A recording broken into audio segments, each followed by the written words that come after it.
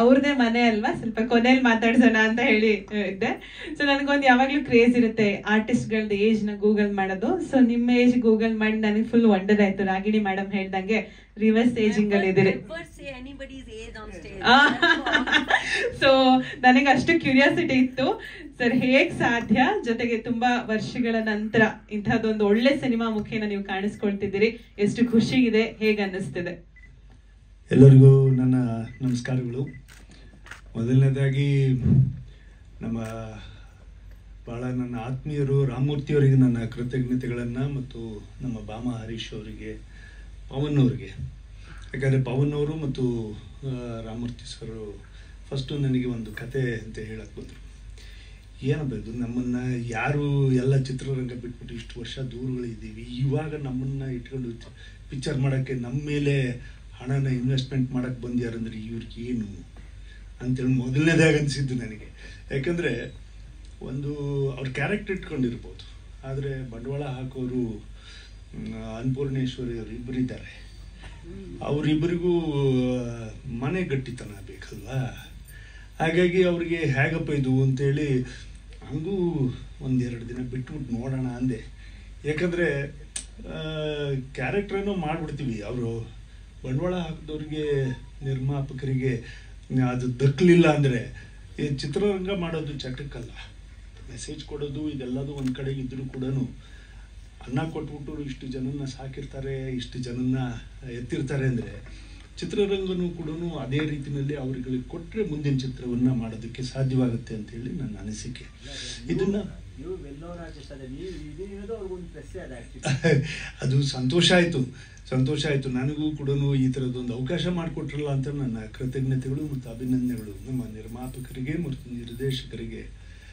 ಆದರೂ ಕೂಡ ಒಂದು ಪಾತ್ರವನ್ನು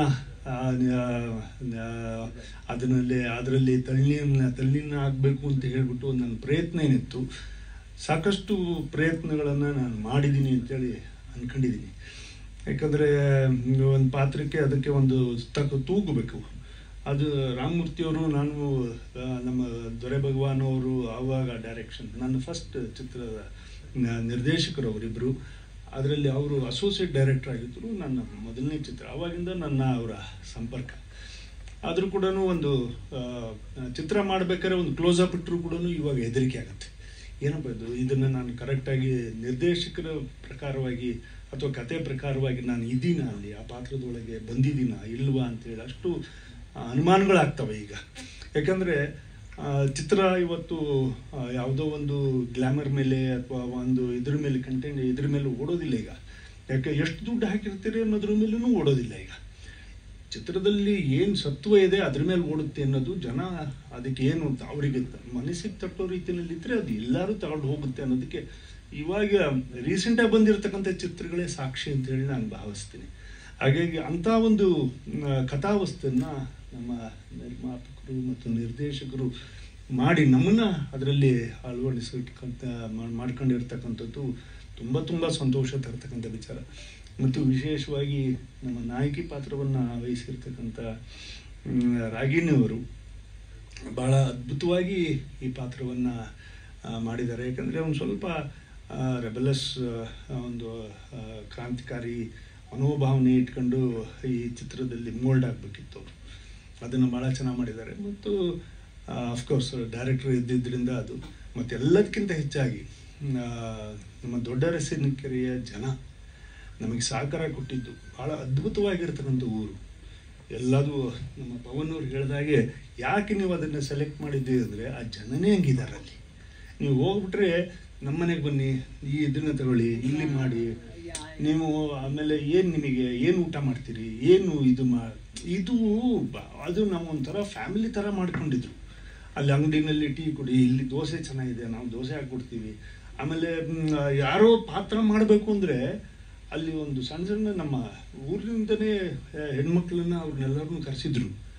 ನೀವು ನಂಬುತ್ತಿರೋ ಬಿಡ್ತಿರೋ, ಕೊಟ್ಟಿರೋ ಡೈಲಾಗ್ನ ಅಷ್ಟು ಸ್ಪಷ್ಟವಾಗಿ ಮತ್ತು ಸ್ವಚ್ಛವಾಗಿ ಮಾಡಿರ್ತಕ್ಕಂಥ ಊರವರು ಸಾಮಾನ್ಯ ರೈತರ ಮಕ್ಕಳು. ಅದೇನು ರಕ್ತದಲ್ಲಿ ಅದು ಅಂಬರೀಷ್ ಅವ್ರ ಊರು ಅಂತನೋ ಅಥವಾ ಏನು ಅಂತನೋ ಗೊತ್ತಿಲ್ಲ. ಅವ್ರು ಅಂಬರೀಷ್ ಅವರ ಚಿಕ್ಕಪ್ಪನ ಮಕ್ಕಳು ಕೂಡ ನಮಗೆ ಅಲ್ಲಿದ್ದರು ಪಾಪ. ಅಮರಣ್ಣವರು ಅವರು ಅಷ್ಟೇ ಭಾಳ ಸಹಕಾರ ಕೊಡು. ಜಾತ್ರೆಯಿಂದ ಬೇರೆ ಊರಿಂದ ತೇರು ತಂದು ನಮ್ಮ ಮೂರ್ತಿಯವರು ಎಲ್ಲರೂ ಅವ್ರದ್ದು ಅಲ್ಲಿ ಹತ್ತಿರ ಊರು ಅವ್ರದ್ದು, ಅವರೆಲ್ಲ ಹೋಗಿ ಭಾಳಷ್ಟು ಸಹಕಾರ ಕೊಟ್ಟಿರ್ತಕ್ಕಂಥ ಇದು. ನಾವು ಅದನ್ನು ನೋಡಿದ ಮೇಲೆ ಮಣ್ಣಿನ ಮಗ ಫಿಲ್ಮ್ ನೋಡ್ತಾ ಇದ್ದೆ. ಇಲ್ಲೇ ವಿಜಯಪುರದಲ್ಲಿ ಆಗಿನ ಕಾಲದಲ್ಲಿ ಮಾಡಿದ್ರು ಅಂತ ಹೇಳ್ಬಿಟ್ಟು ಜಸ್ಟ್ ಒಂದು ಯಾವುದೋ ಒಂದು ಇಂಟರ್ವ್ಯೂ ನೋಡ್ತಾ ಇದ್ದೆ. ನನಗೆ ಆವಾಗ ರಾಜ್ಕುಮಾರ್ ಅವರು ಮಣ್ಣಿನ ಮಗ ಮಾಡಿದಾಗ ಜನ ಸಹಕಾರ ಕೊಟ್ಟರು, ಅಲ್ಲೇ ಇದ್ದರು, ಕಲ್ಪನವ್ರು ಅಲ್ಲಿದ್ದರು, ಇವರು ರಾಗಿನವ್ರು ಅಲ್ಲೇ ಹಳ್ಳಿನಲ್ಲೇ ಇದ್ಕೊಂಡಂಗೆ ಇದ್ದು ಎಲ್ಲದನ್ನೂ ಮಾಡಿ ನಮಗೆಲ್ಲರಿಗೂ ಊರಿನವ್ರೆಲ್ಲರೂ ಕೂಡ ಬೀಳ್ಕೊಡ್ಬೇಕಾರೆ ನೀವು ಮತ್ತೆ ಯಾವಾಗ ಬರ್ತೀರಾ ಅನ್ನೋ ರೀತಿಯಲ್ಲಿ ಕೇಳ್ಕೊಂಡಿರ್ತಕ್ಕಂಥ ಇವೆಲ್ಲವೂ ಭಾವನೆಗಳು ತುಂಬ ಚೆನ್ನಾಗಿ ಅನ್ನಿಸ್ತು. ಮತ್ತೆಲ್ಲದಕ್ಕಿಂತ ಹೆಚ್ಚಾಗಿ ಕೃಷ್ಣಪ್ಪನವರು ನ್ಯಾಯಬೆಲೆ ಅಂಗಡಿಯ ಇದಕ್ಕೊಂದು ಯಶಸ್ಸಿಗೆ ಮುಂದಕ್ಕೆ ಬಹಳ ದೊಡ್ಡ ಕಾರಣೀಭೂತರು ಆಗ್ತಾರೆ ಅನ್ನೋದು ನನ್ನ ವಿಶ್ವಾಸ ಇದೆ.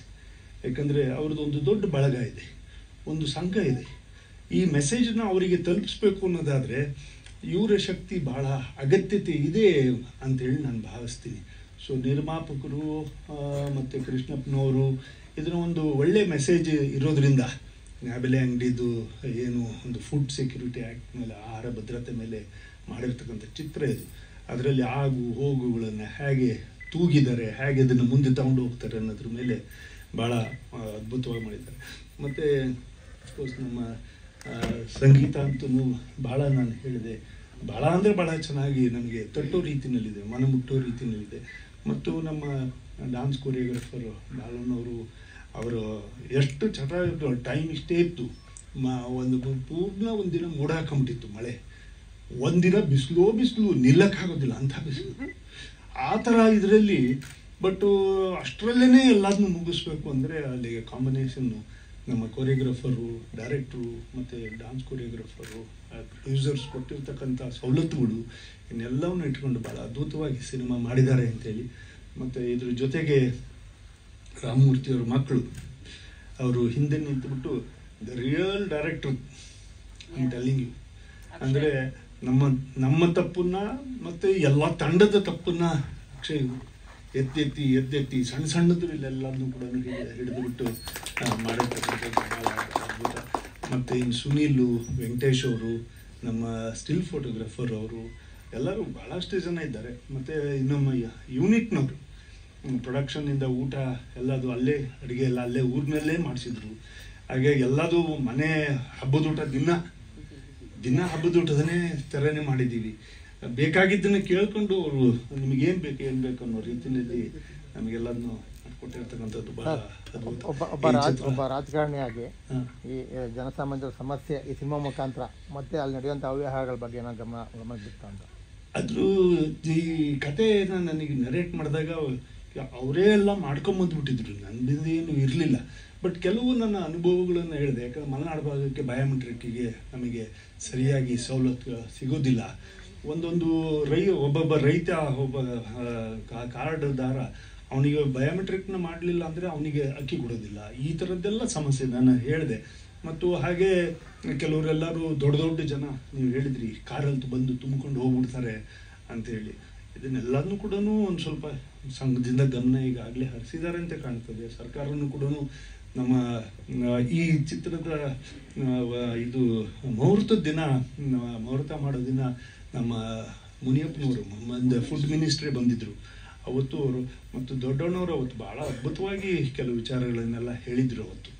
ಹಾಗಾಗಿ ಇದರ ಮೇಲೆ ಅನ್ನದ ಮೇಲೂ ಕೂಡ, ಕಾಳಿನ ಮೇಲೂ ಕೂಡ ದೇವರು ಹೆಸರು ಬರೆದಿಟ್ಟಿರ್ತಾನೆ ಅನ್ನೋದು ಮಾತನ್ನ ಹೇಗಿದೆಯೋ ಹಾಗೆ ಇದರಲ್ಲೂ ಕೂಡ ಚಿತ್ರವನ್ನು ಅದೇ ರೀತಿಯಲ್ಲಿ ಪ್ರತಿ ಪಾತ್ರವನ್ನು ಕೂಡ ಭಾಳ ಅದ್ಭುತವಾಗಿ ರಾಮಮೂರ್ತಿಯವರು ಮತ್ತು ಪವನ್ ಅವರು ಅದನ್ನು ತಲುಪಿಸಿದ್ದಾರೆ, ಜಸ್ಟಿಫಿಕೇಶನ್ ಮಾಡಿದ್ದಾರೆ, ನ್ಯಾಯ ಒದಗಿಸ್ಕೊಟ್ಟಂಥ ಪ್ರಯತ್ನವನ್ನು ಕಲಾವಿದರುಗಳಾಗಿ ನಾವು ಕೂಡ ಮಾಡಿದ್ದೀವಿ ಅಂತೇಳಿ ನನಗೆ ಅನಿಸುತ್ತೆ. ಚಿತ್ರ ಇನ್ನೊಂದು ಸ್ವಲ್ಪ ಇದೆ, ನಮ್ಮದೆಲ್ಲ ಕೆಲಸಗಳು ಇದಾಗಿದೆ. ಒಂದು ಸ್ವಲ್ಪ ನನಗೆ ಅನ್ನಿಸ್ತು, ನಾನು ಡಬ್ಬಿಂಗ್ ಮಾಡಬೇಕಾದ್ರೆ ಇಲ್ಲ ಇನ್ನೊಂದು ಸ್ವಲ್ಪ ನಾವು ವೆಯ್ಟನ್ನು ಒಂದು ಸ್ವಲ್ಪ ಕೆಳಗಡೆ ಮಾಡ್ಕೊಂಡಿದ್ರಿ ಇನ್ನೊಂದು ಸ್ವಲ್ಪ ಚೆನ್ನಾಗಿತ್ತು ಪಾತ್ರಕ್ಕೆ ಅಂತೇಳಿ ಅನ್ನಿಸ್ತು ನನಗೆ. ಇಲ್ಲ ಈ ಮಧ್ಯ ಒಂದು ಸ್ವಲ್ಪ ವೆಯ್ಟ್ ಜಾಸ್ತಿ ಹೋಗಿದೆ ಅನ್ನಿಸ್ತು. ಅದಕ್ಕೆ ಹಾಗಾಗಿ ಅನ್ನಿಸ್ತು ನನಗೆ. ಅದ್ರ ಪ್ರೋಸೆಸ್ಸಲ್ಲಿ ಇದ್ದೀವಿ, ಮಾಡ್ತೀನಿ. ಯಾಕಂದರೆ ಚಿತ್ರರಂಗದಲ್ಲಿ ಇವತ್ತು ಯಾವ ಅವಕಾಶ ಇವ್ರು ಕೊಟ್ಟಿದ್ರೆ ಮತ್ತೊಬ್ರು ಬಂದು ಒಂದು ಅವಕಾಶ ಕೊಟ್ಟಾಗೂ ಕೂಡ ಆ ಪಾತ್ರಕ್ಕೆ ಒಂದು ಸ್ವಲ್ಪ ನ್ಯಾಯ ಒದಗಿಸ್ಕೊಡೋದಕ್ಕೆ ನಾವು ಕೂಡ ಸಿದ್ಧತೆಗಳನ್ನು ಮಾಡ್ಕೊಳೋದು, ಅವತ್ತೇ ಸಿದ್ಧತೆಗಳನ್ನ ಮಾಡೋದಕ್ಕೆ ಆಗೋದಿಲ್ಲ ಅಂತೇಳಿ ಅನ್ನಿಸ್ತು. ಹಾಗಾಗಿ ಅದನ್ನು ಆ ಪ್ರೊಸೆಸ್ಸಲ್ಲಿ ಇದ್ದೀವಿ.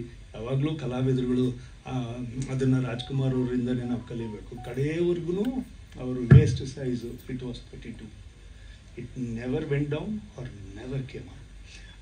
ಹಾಗೆ ಕಲಾವಿದರುಗಳು ಕಡೆಯವರೆಗೂ ಕೂಡ ಕಲಾವಿದರಾಗಿ ನಾವು ಬದುಕಬೇಕು, ಕಲಾವಿದರಾಗಿರಬೇಕು ಅಂದರೆ ಅದಕ್ಕೊಂದು ಶಿಸ್ತು ಬೇಕು ಅಂತೇಳಿ ನಾನು ಅನ್ಕೊಳ್ತೀನಿ.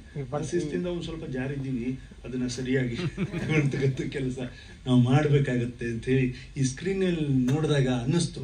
ಹಾಗಾಗಿ ಅದನ್ನು ಮಾಡ್ಕೊಳ್ತೀವಿ. ಈ ಬಣ್ಣದ ನಂಟು ಕಂಟಿನ್ಯೂ ಆಗುತ್ತಾ ಅಂತ ಅದೇ ಹೇಳಿದ್ನಲ್ಲ, ಈ ಅನ್ನಪೂರ್ಣೇಶ್ವರಿಯವ್ರು ಕರೆದು ಇನ್ನು ಅನ್ನದಾತರು ಯಾರ್ಯಾರು ಇದ್ದಾರೋ ಗೊತ್ತಿಲ್ಲ. ನೀವು ಆಕ್ಟ್ ಮಾಡ್ತೀರ ಅಂತ ತುಂಬಾ ಜನಕ್ಕೆ ಮತ್ತೆ ಮಾಡ್ತೀರ ಅಂತ ಗೊತ್ತಿರಲಿಲ್ಲ. ಹೌದು, ಈಗ ಮತ್ತೆ ಬರ್ಬೋದಲ್ಲ ಬಂದರೆ ಮಾಡೋಣ. ಯಾಕಂದರೆ ಯಾವಾಗಲೂ ಅನಿಸುತ್ತೆ ಒಂದೊಂದ್ಸರಿ ಪೋಸ್ಟರ್ ನೋಡಿದ ತಕ್ಷಣನೇ ಬೇರೆ ನಾಯಕರುಗಳನ್ನು ಅಥವಾ ಬೇರೆ ಚಿತ್ರಗಳ ಇದನ್ನು ನೋಡಿದ ತಕ್ಷಣ ಎಲ್ಲಪ್ಪ ನಮ್ದೆಲ್ಲ ಮಿಸ್ ಆಗೋಗ್ಬಿಟ್ಟಿದ್ದಾವೆ ಅನಿಸುತ್ತೆ. ಹಾಗಾಗಿ ಇವತ್ತು ಮತ್ತೊಂದು ಸರಿಯಾದ ಅವಕಾಶವನ್ನು ನಮಗೆ ಸರ್ಕಾರಿ ನ್ಯಾಯಬೆಲೆ ಅಂಗಡಿಯಿಂದ ಕೊಟ್ಟಿದ್ದಾರೆ. ಆ ನ್ಯಾಯ ಒದಗಿಸ್ಕೊಡ್ತಕ್ಕಂಥ ಕೆಲಸವನ್ನು ನಾವು ಮಾಡೋಣ. ಚಿತ್ರರಂಗನೂ ಕೂಡ ಯಾವ ವಿಶ್ವಾಸವನ್ನು ಕಲಾವಿದರುಗಳ ಮೇಲೆ ಮತ್ತೊಂದು ಸಾರಿ ನಮಗೊಂದು ಅವಕಾಶವನ್ನು ಕೊಟ್ಟಿದೆ. ಚಿತ್ರರಂಗದ ಎಲ್ಲ ನಿರ್ದೇಶಕರಿಗೆ, ನಮ್ಮ ನಿರ್ಮಾಪಕರಿಗೆ ಮತ್ತು ಸಹ ಕಲಾವಿದರುಗಳಿಗೆ, ಯಾರ್ಯಾರು ನಮ್ಮ ಜೊತೆಗೆ ಇಲ್ಲ, ನಾವು ರಾಗಿಣಿಯವರು ಸ್ವಲ್ಪ ಕಮರ್ಷಿಯಲ್ ಆಗಿ ಒಂದು ಸ್ವಲ್ಪ ಇದು ಇಲ್ಲ ನಾಯಕನನ್ನು ಏನಾದರೂ ಚೇಂಜ್ ಮಾಡ್ತೀರಾ ಅಂತ ಕೇಳಿದ್ರು ಅಂತ ಹೇಳಿ. ಯಾಕಂದರೆ ಆ ವಾತಾವರಣ ಬೇಕಾದಷ್ಟು ಜನ ಆರ್ಟಿಸ್ಟ್ಗಳಿದ್ದಾರೆ ಒಂದು ಸ್ವಲ್ಪ ಮೂಮೆಂಟಲ್ಲಿರೋ. ಆದರೆ ಅವ್ರನ್ನ ಬಿಟ್ಟುಬಿಟ್ಟು ಇಲ್ಲ ಕುಮಾರ್ ಆದ್ರೂ ಸರಿ ನಾನು ಮಾಡ್ತೀನಿ ಅಂತ ರಾಗಿಣಿಯವರು ಒಪ್ಪಿದ್ದು.